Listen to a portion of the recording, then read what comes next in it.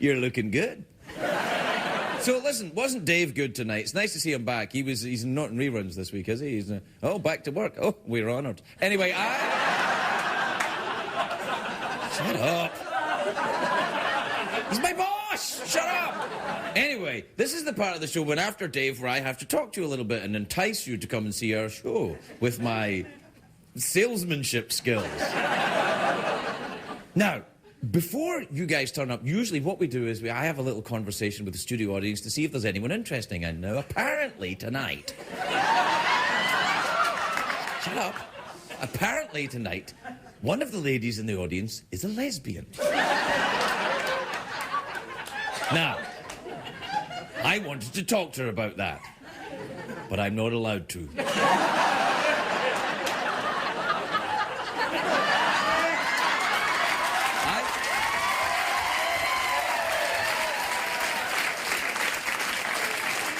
Not because CBS won't let me.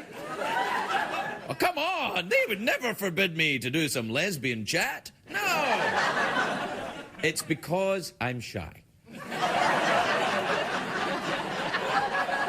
It's because I'd be slightly embarrassed, which just lets you know the kind of adolescent schoolboy I really am. I mean, come on. What is so funny or even interesting about two ladies getting it on?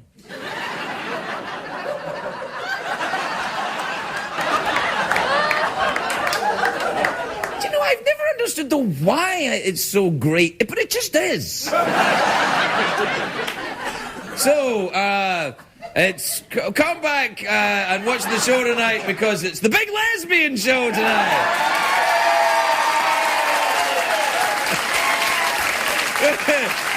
With two of the biggest lesbians in show business. Kathy Griffin and Carl Bernstein are here.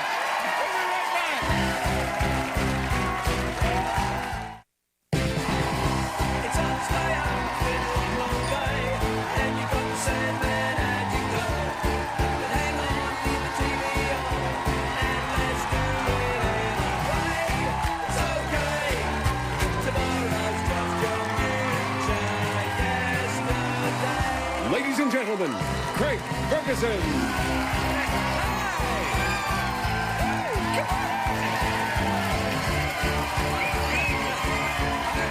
Los Angeles, California. Welcome to the Late Late Show. I am your host, TV's Craig Ferguson. Please. Okay, please.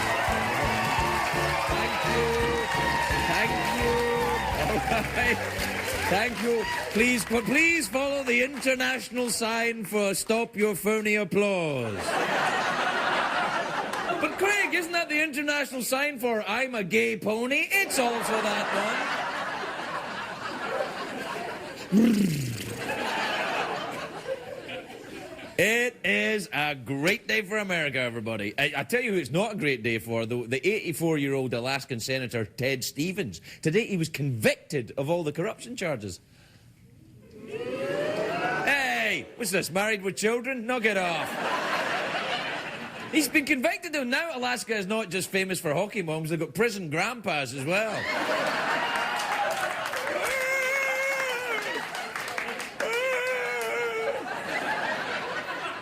The world's oldest prison bitch. And Saw 5, the movie Saw 5 and High School Musical 3 made a lot of money this weekend, but the parental watchdog groups are very concerned that Saw 5 may inspire copycat violence. They're also worried that High School Musical 3 may inspire copycat jazz hands. I don't know which one.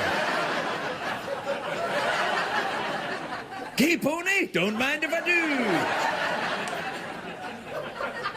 Do you know what? It's not such a great day for John McCain. He's behind in all the polls. He's not letting it get him down to old John. He's all fiery. He's got it going. I love him. Yesterday on Meet the Press, he gave a very strong performance. He was asked about Colin Powell endorsing Barack Obama. Look at this. I'm very, very happy to know that 5 former secretaries of state who I admire enormously, Henry Kissinger, Jim Baker, Larry Eagleburger, Al Haig, Jim Baker, Henry Kissinger, Al Haig, Larry Eagleburger, and one other. All right. Come on, knock it off. That's a solid B.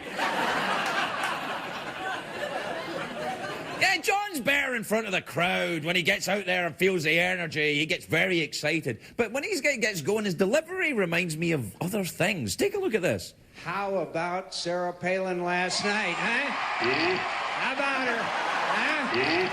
How about the job she did? Huh?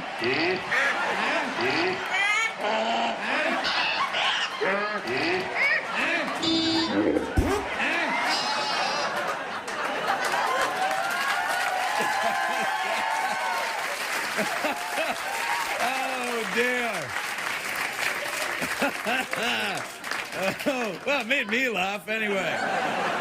Hey, listen, today in Alaska, in the Anchorage Daily News, Alaska's largest newspaper today, guess who they endorsed? Barack Obama. I know. It's kind of like, there it is right there. Hey, knock it off.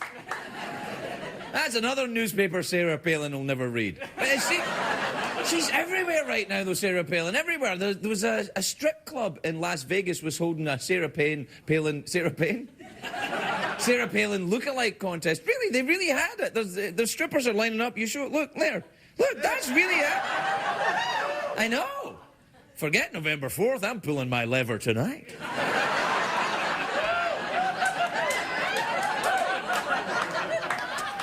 I'm kidding. I'm too tired. I wish I'd known about Sarah Palin strippers when I was in Las Vegas. I was there this weekend. I just got back from Vegas this morning. I was doing the stand-up comedy shows. Well, I call them comedy. It's me standing up saying stuff. I was at the MGM Hotel and Casino. It's a hotel and a casino. My Lord. For those of you who are new to America, Las Vegas is in a state called Nevada. Do we have a map of Nevada, do we? There you go. Nevada's right there. You got a dude around the horn. We're on Las Vegas. Reno 911 up at the top. It's all around there. There's so much to see. And doing Las Vegas, I love it. There's actual paintings by Picasso. You can go see them. Genuine outfits worn by Liberace. The county jail has the real O.J. Simpson. That's a treat for all the family. Something everybody can enjoy. There you go. Nevada shames California one more time. I love Vegas, but I thought with the economy, I thought the casinos were going to be empty. I thought it wasn't. There were people everywhere. It turns out roulette is less risky than the stock market, apparently. But I was looking at the crowd, and there was something weird about the people. They all had tropical colours and parrot kind of multicoloured wigs and stuff. And somebody explained to me they're the parrot heads, the Jimmy Buffett fans. They call themselves the parrot heads. They dress up for his concerts, you know, with the grass skirts and coconut bras. And the women are worse. Everybody's just like... Well, it turns out Jimmy Buffett was also playing at the MGM. He was in the theatre next door. Now, the MGM is the two theatres. It is the super mega dome that seats a zillion people. And then there's an intimate theatre used for puppet shows and close-up magic. You can guess where I was playing. Damn you, Buffett, with your calypso rhythms, your laid-back superstardom. But the parrot heads were tailgating in the parking lot all day. They had the RVs and the limos and shopping carts. I saw some shopping carts there.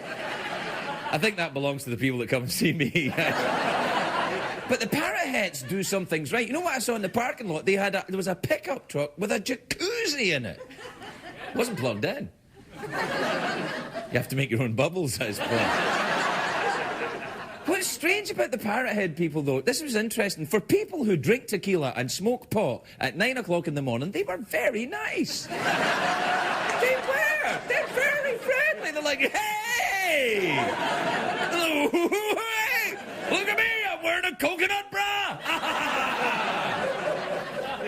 Well, it turns out they're really just middle-class yuppies looking for a good time. They're optometrists on a day off. They like Jimmy Buffett because his music goes down easy. And it's about fun stuff like drinking and smoking and sailing around. It's like, we're drinking a lot, we're getting kind of fat, but I still look good in my little sailor hat.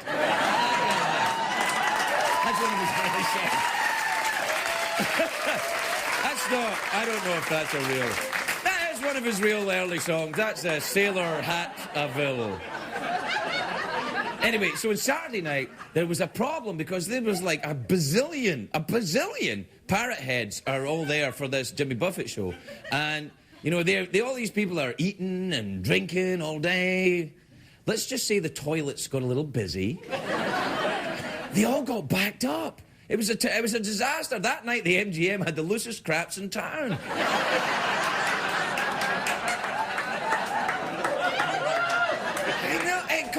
It caused an enormous brouhaha.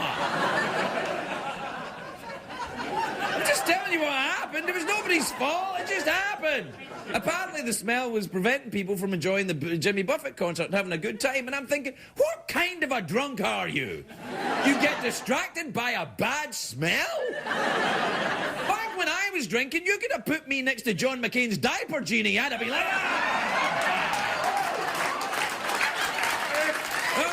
take a break. We'll be right back.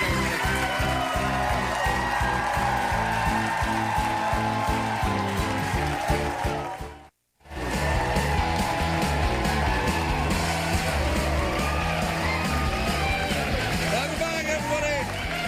Welcome back. Welcome back to a show that celebrates sexual diversity in all its forms.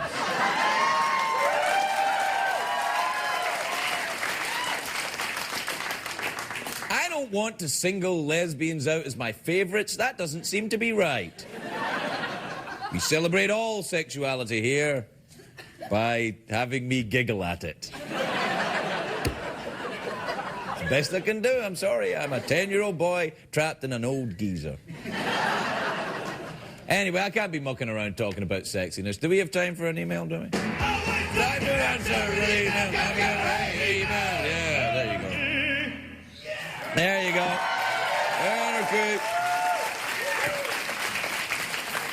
Okay, this is from George or Jorge. I'm not quite sure. George in Denmark, in Copenhagen. Wonderful, wonderful Copenhagen. Doodle-doo-doodle-doo. You must know that song. They sing it all the time in Copenhagen. Hey, that, in Copenhagen, or Copenhagen, depending on how pretentious you are, Copenhagen, it's a seafaring city, it's a port. And in the port, they have a little rock, and on that rock is a little mermaid, very famous little mermaid, statue on that rock. And that little mermaid is a little lesbian mermaid. Did you know that? Isn't that lovely? What an amazing coincidence. Anyway, Georgie says, Dear Craig, when I talk about your show with friends, acquaintances, no one knows about you. Oh, thanks.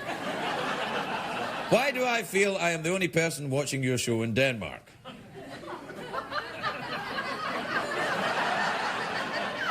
Probably because you are the only person watching your show in Denmark. Try coming to LA, you'll be amongst your friends. This is from Corey in Minnesota Lake in Minnesota, which is handy because Kansas City is in Missouri. Now figure that out. Corey says, what is the point of daylight savings time? I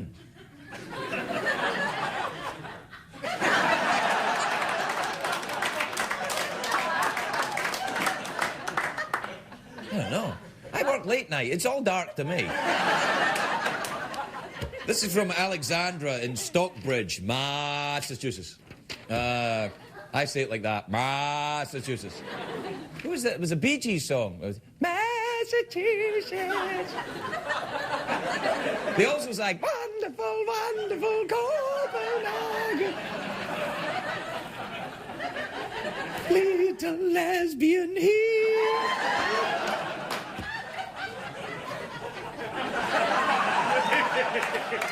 I'm sorry. I feel such a fool. It's like, don't mention it, and I can't not mention it now. Anyway, Alexandra in Stockbridge, Mass. says, Dear Craig, would you ever consider being a therapist?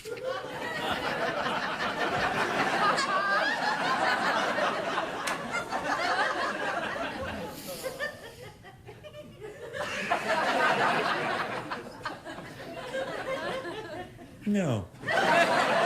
No, I don't think I'd be good at being a therapist because you have to listen. It's like being in a relationship.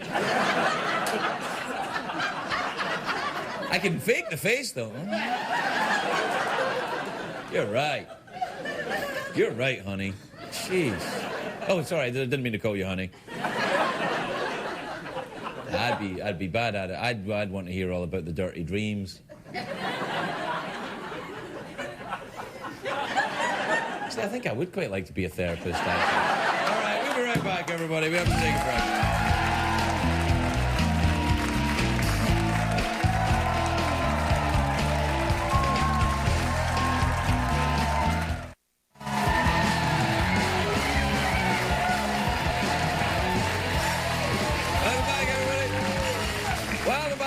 Welcome back to the big show that doesn't in any way reflect the views of the CBS organization. The election is just a week away. Every day, of course, there's the new poll results. To make sense of those, we'd like to welcome tonight America's #1 political pollster, Henry Winkler, everybody. Henry Winkler.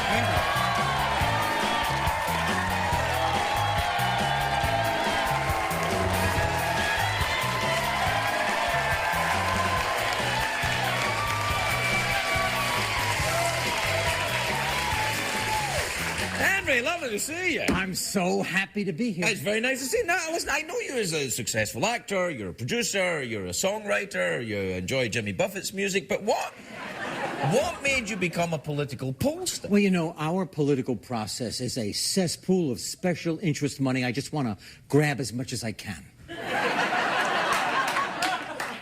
I always wondered with the pollsters, who do you decide to survey? Oh, well, see, I randomly go through the phone book and then I start calling people the same way you get dates. That's all right, it's true. That's all right. Hey, come on. So what do you do when you call, what do you ask someone when you call them up? What do you do? All right, I start with very simple questions. Okay. What are you wearing? How nasty do you want to get? And then I go right for heavy breathing. No. When you do the survey, Henry. Oh, when I'm working. When you're working, yeah. I go straight to the heavy breathing. All right. Now, the polls always have a 3% margin of error. That's a lot of room for mistakes. A 3% error is not really major in a poll. I'll tell you where it really is a big mistake, and that's in circumcision. Hey. And I've learned the hard way. Okay. You're right there. Now, some people don't always vote with one party. Who are these swing voters? Swing voters are lovely Americans who happen to get it on with other people's wives. No.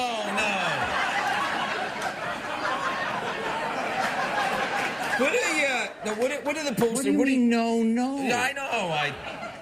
Well, I'm delighted to hear it. Now, what do pollsters like you? What do you do between elections? What do the pollsters do? You know what I do? I do favorability ratings. And I did one on you. Oh, really? You got a perfect 10. That's awesome. Yeah, well, that was out of 100. Oh.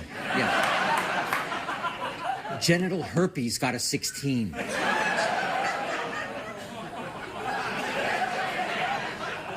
It's pretty popular, genital herpes. All right, let's move on. How do you think the Electoral College will play out? Oh, you know what? I have a map. Oh, really? Well, political at last. All right, then let's go. Okay. Right. And this is really very interesting because right here, this state and this state, they're probably going to even out. You got the same problem over here. They're going to even out. Now you've got this state over here and this state over here. One is for Obama, one is for McCain, one is probably going to become pink. Then you've got Hawaii, and Hawaii is going to vote with California for Obama. So it all comes down to Maine and all the people here that are vacationing in Canada. Absolutely makes no sense at all, you know. I know, but if you turn this upside down, you have a cute little anteater. Oh, look at that. Oh, it's adorable. Yeah. Hi. I'm Andy the anteater. Yeah, right. You know? Yeah. Hi, Andy. You have any ants? No. Hey, no, knock it off. No, do you have a prediction for Election Day, then? I do. All right. Okay, this is my prediction. Okay. I predict that Obama is going to win, and the only reason that he won't is if McCain wins. But the fact of the matter... No. But there's a very good possibility that he won't, but he might, and vice versa. So you don't know exactly who's going to win until they win, at which time I will tell you when I know. Henry Winkler, everybody. We're right back.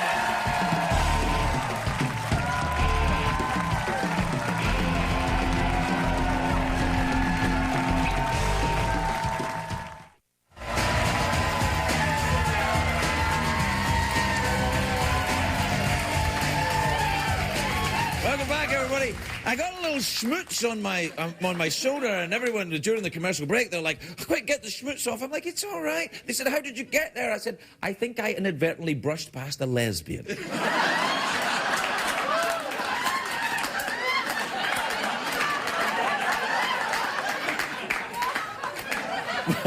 One of the good ones that wear makeup.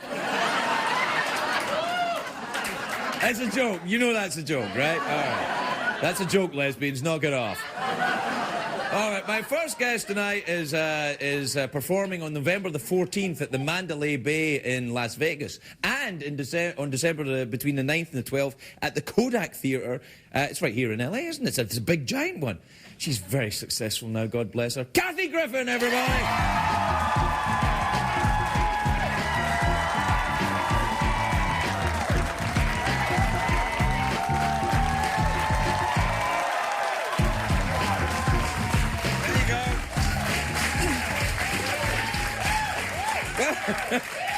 Nice to see you, Karen. That's, my 2 Emmys. Yeah, I see that. Yeah, they're very nice. Very nice Emmys. No, I can tell you think it's tacky that I brought them. I just wish I had one. I don't have any Emmys. Well, when you get them, you have to I take them to the In-N-Out Burger. I take them, they're always on display. They tour like, The Body, you know, that weird tour. Oh, yeah, It's like that. yeah. That's how I am. Have you seen that show, The Body? No, I'd rather watch my Emmys. Okay. Can I pick it up? You can do whatever you want with Well, them. actually, I gave one to Mariska Hargitay once. Why? You should have kept it. No, they would have known because I'm not in that detective show that she's in. Shoot. She was very nice. She said thank you and then made a speech and didn't even mention me. That is so rude. Isn't I that promise to mention you if I win again next year. Yo, I'm sure you will. You win every year now, don't you? You're like that. This is great. Now, you It's know, like, isn't it good? I know. Yeah, And you can impale people. Yeah, it's which I actually know the your feeling people. Your people has a history of impaling. Oh, that's what we do. Yeah, exactly. Should I put them over here? Whatever you want. I want to put them wherever I will annoy the director most of all. Yeah, where they're in the way. Yeah, there you go. I'll put them about I move them around my house quite a bit. Yeah, do you really? Oh, yeah. Why? Now, because I need every single person to know that I have them. I used to have them in the living room, and then I was like, screw that. So now I put them right when you open the door. You could almost... I need everyone to know. Well, I think pretty much everyone knows you've got a couple of Emmys, Kathy. Look, don't get me wrong. I'm an artist. I know. But really, the factor is huge with these babies. Yes, That's really what it's about. And I'm an artist. Yeah. Oh, they'll beep they'll beep that Not letter. that letter. They'll beep the letter. I'm so good. I'm so proud of myself. No, you might as well have just said because they'll beep it anyway. You know, I'll tell you, get ready for Bernstein. Oh, he said no. Yes, he is. He's a real cusser. Now, since it's lesbian night. Oh yeah.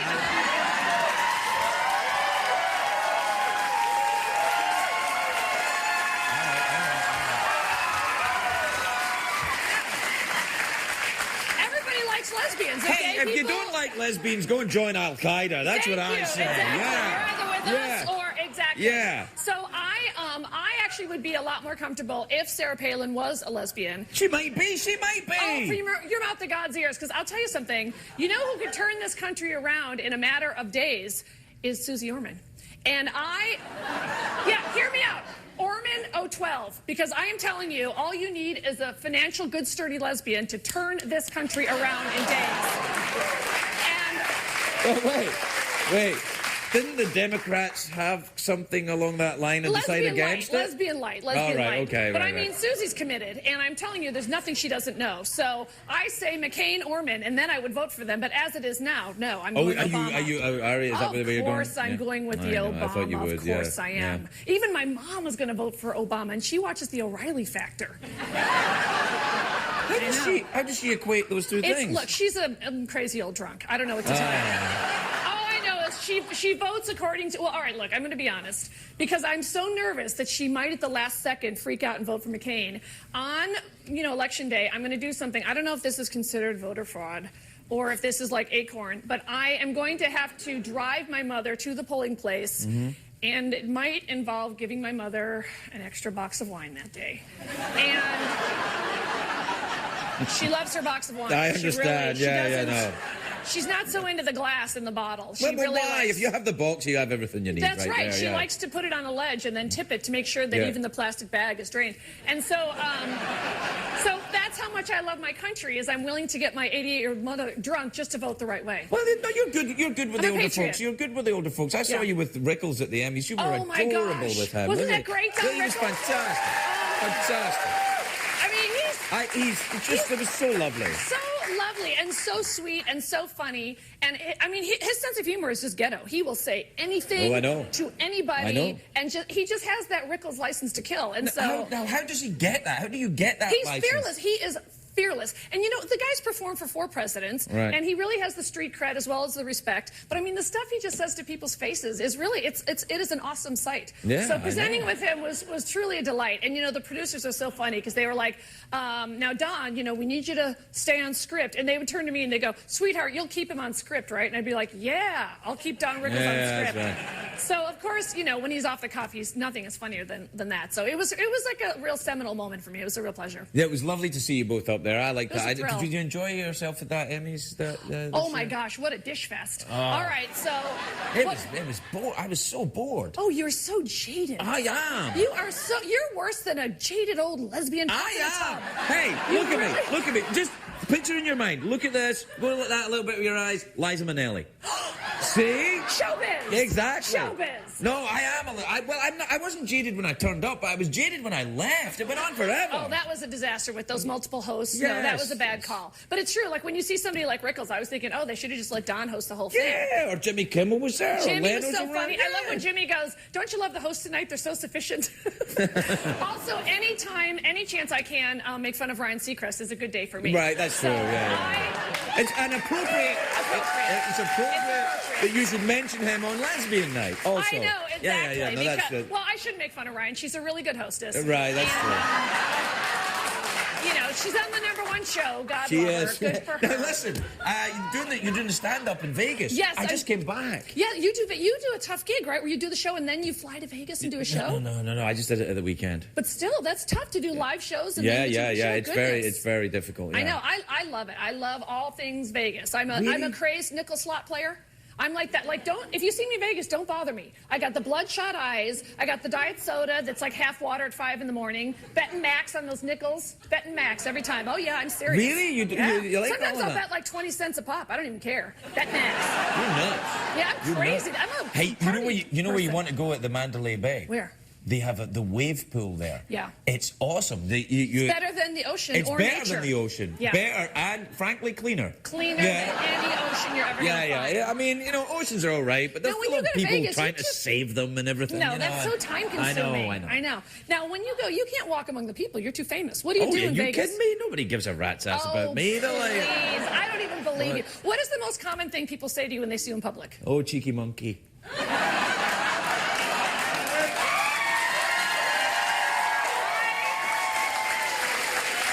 Is that, because you're a very sexy guy, is that code for here's my key? Because that sounds like a code. I really hope not. Because sometimes people approach you, and if that's code, I'm like, oh, no. I mean, not from a lesbian. That's a pointless. Well, that's a lesbians waste don't. of. I've They got to tell like you, but they don't. They don't like like me you that much. Not that way. Not that way. No. They don't invite me to the room. They're too busy. They're saving the world one lesbian at a time. I am telling you. Well, they're up to something that doesn't include me. That's for sure. You cheeky monkey. They are too. No, but you're going to do that, and then you're doing the Kodak Theatre here. I know. That's such a very big A-list. deal. And by the way, and this is really pathetic, but you know, first of all, I won 2 Emmys. I don't know if I mentioned that, but in addition to that, I'm also, this is so pathetic, I'm trying to get nominated for a Grammy, and so they started the voting. Yeah, I have a CD. Is that? Oh yeah, there's your CD. And once again, I put it out because I'm an artist, Yeah. but also because I want to go to the Grammys and get a dress. So, are you a Grammy member? That seems like something Sure, you would why do. not? Yeah, I'm part of. They always come to me. Are you lying? Because you look like you're lying. I'm lying. Of course, I'm lying. Well, why can't you be a member of the Grammy Because committee? I only recently became an American. You got to build up to Grammys. Look, we're out of time, Kathy, but there's a Kathy Griffin for the Grammy and the Emmy and Come the See Me Kodak Live and the and Vegas Cheeky Monkey and the whole Cheeky thing. Monkey and all that. Kathy Griffin, everybody.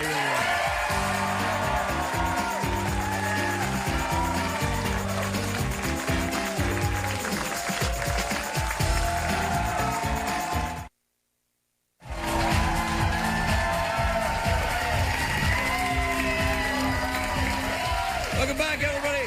Welcome back. My next guest, although not a lesbian himself, is a legend. He is a legend. He is a journalist who has caused a lot of trouble in his time for a lot of bad people. He's now the political analyst for CNN. Please welcome the legend that is Carl Bernstein, everybody.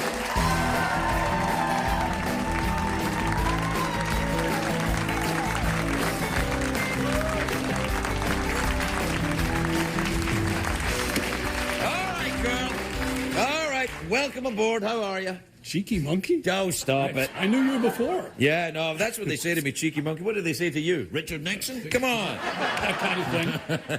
Deep throat? What's next? Tell me about the campaign. How's it going? What is your take on it this time around? Is it different? People say it's a very dirty campaign, is it? I think the people of the country are saying to the candidates, fix it.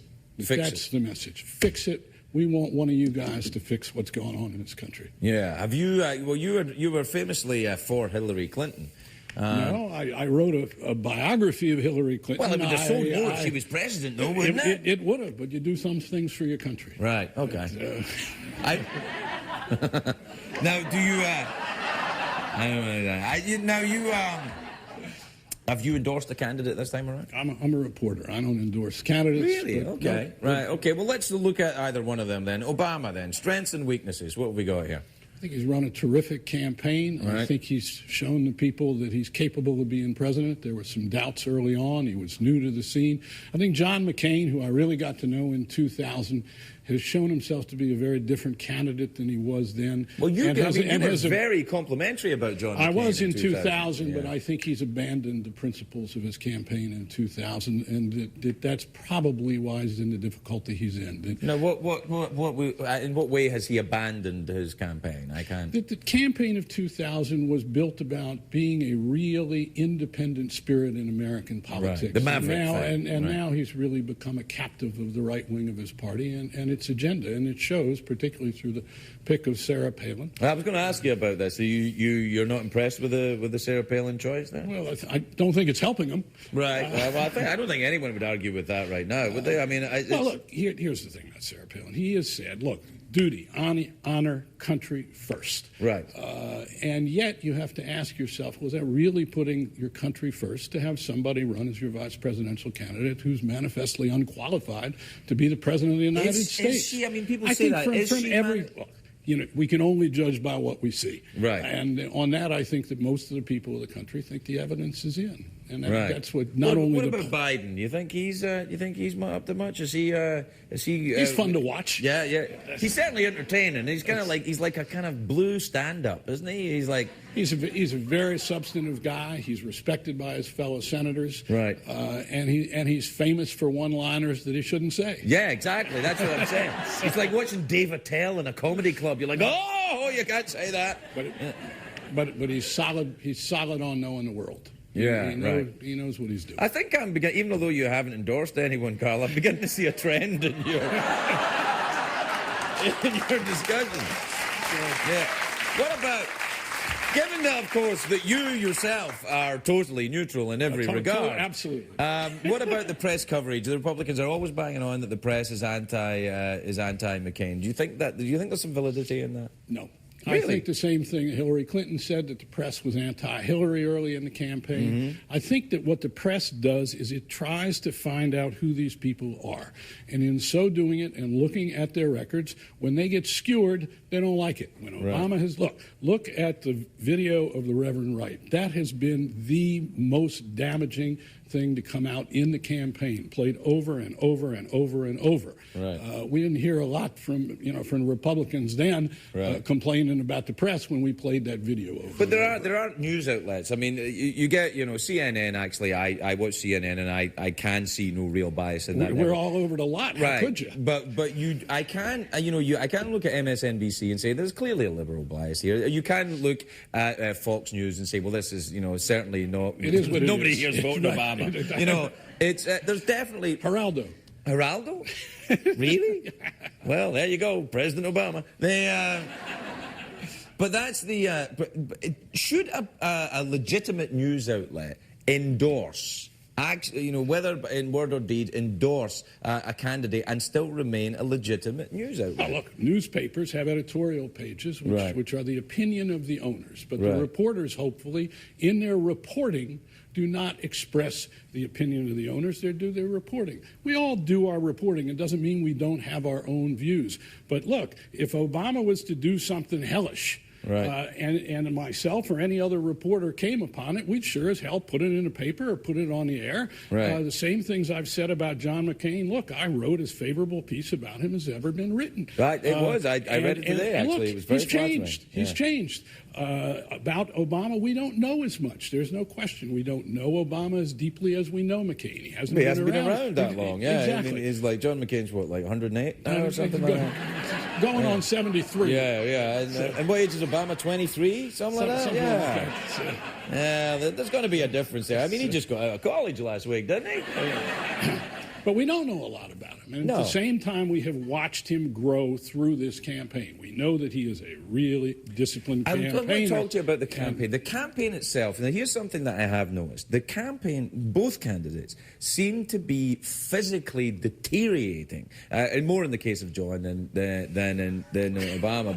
But they seem to, I mean, this campaign is relentless. These guys are on planes, off planes, making speeches. It's a nightmare. If you were doing this for 2 years and you didn't go to Mandalay Bay, think what it would be like. Yeah, no, it'd be awesome. Like, when do they get to go to the wave pool? That's right. They have to. You got to do that. The system is terrible. Our campaigns go on too long. There's another problem with the system, and that is that the candidates are trying to appeal to as many people as possible. So at the beginning, they try to take stands that really don't mean much. Then when they get in trouble, they start tearing the other guy apart. You saw it with Hillary. When she got into trouble, she started tearing Obama apart. You've seen it with McCain. When he got into trouble, he started tearing Obama apart. Obama has had the luxury of, because he has been succeeding, of not having to tear the other guy up, and it's made him look better. Well, we'll see how it goes. It's not long to go now. It's always lovely to talk to you, Carl. Carl Bernstein, everybody. We're right now.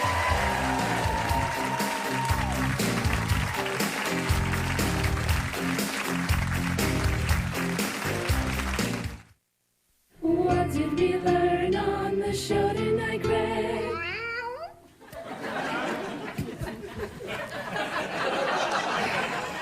You know, something's been troubling me.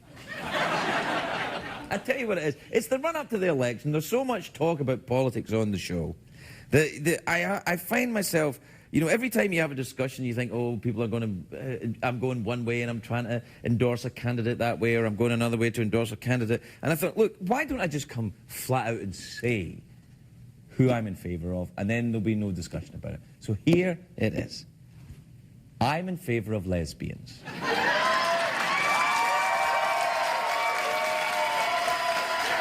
I like them. I like them. I like what they do. And I enjoy that certain je ne sais quoi. And I know that I'm not included in that fun.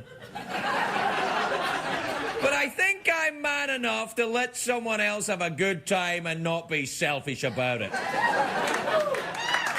bless America, everybody. See you tomorrow.